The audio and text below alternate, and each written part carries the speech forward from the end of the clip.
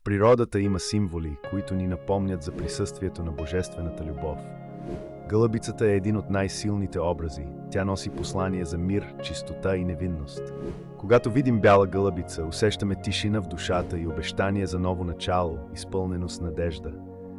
Езерото със своята неподвижна повърхност отразява вътрешния мир, който любовта носи.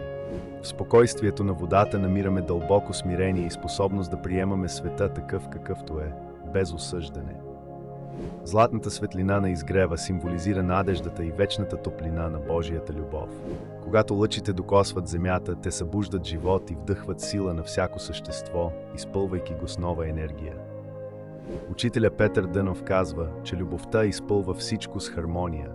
Тя е като светлина, която прониква във всяко сърце и носи мир и вътрешна тишина.